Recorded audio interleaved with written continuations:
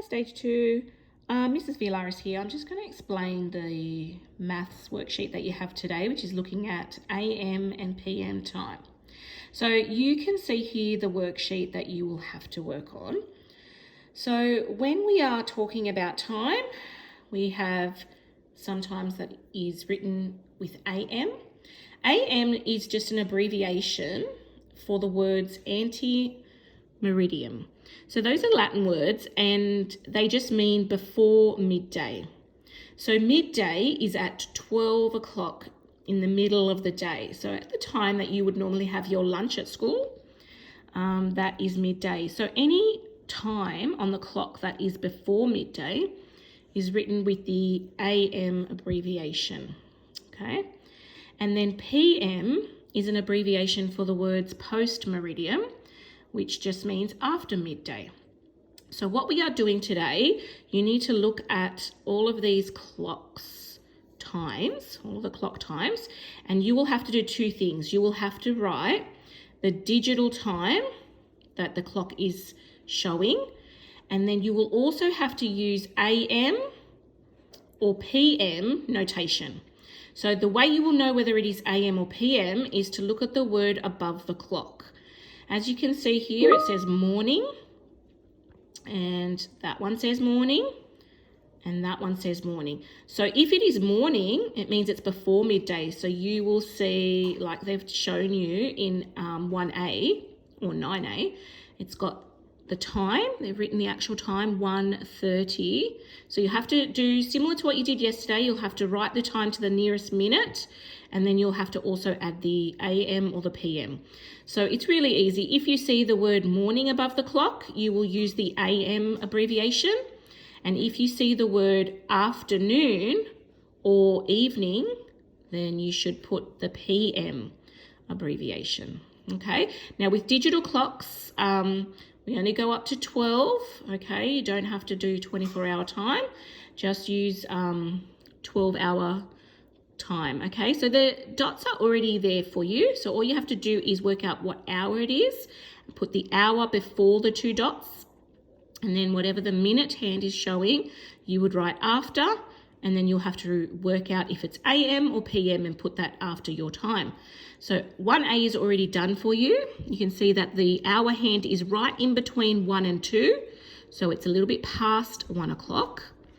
And then the minute hand, this longer one here, is pointing right at the 6, which we talked about yesterday means it's half past or 1:30. Okay, and above the clock it says morning, so that's why they have shown AM as their notation. Okay, so that's what you do for all of question 9. Okay, now when you get down to question 10, you have to look at the 3 sets of times that they have put here.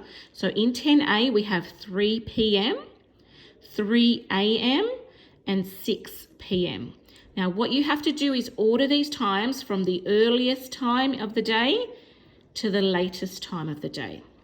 So the best thing to do here in all of these questions is to separate AM and PM first. So with these first 3 times in 10A, we have 3 PM, 3 AM, and 6 PM. Now we've already worked out that AM is morning or before midday. So if there's only 1 AM, then that one is going to be the first time in the day. So 3 AM would be written here. That's usually a time where we're all sleeping, okay? And then you would have to look at the next 2 times that are both PM, and you'll have to work out which one would come first if we were traveling through our day. So would it be 3 PM or 6 PM that would come next? Okay, so 3 AM would be first, and you have to make sure that you write the notations as well. Okay, because if you just put 3 o'clock, we won't know if you're talking about AM or PM. So with each of these times that you write in order, make sure you include the AM and the PM when you are writing these, okay? So that's what you do for question 10. Now, if you go down to question 11, these are the trickier questions, okay? So these will require a little bit more time and effort. You might need some working out paper, or if you have a clock at home that you can use to help you with this, okay? So the first question says, 11A says, how many hours from 10:30 a.m., and that's important, to 4:30 p.m., okay? So what you would have to do then is say, okay, if the clock is now showing 10:30, and then we had to count how many hours it would take to get to 4:30. So you'd need to count on. So you'd need to go from 10:30, 1 hour later will be 11:30, okay? Another hour later will be 12:30. Another hour after that would make it 1:30. So we've already passed 3 hours. 1 more hour after that would be 2:30. Now I'm going to stop there and see if you can work out how many hours there will be from 10:30 to 4:30 p.m. and you would have to write the answer here, okay? Take your time with that. I don't want you to rush. With the next one, it gets even trickier because you have to work out how many minutes, not hours, how many minutes there are from 11:30 a.m. to 1:10 p.m. So there, you're going to have to work out from 11:30. If you count forward 1 hour, it would take you to 12:30 p.m. because it would go past midday.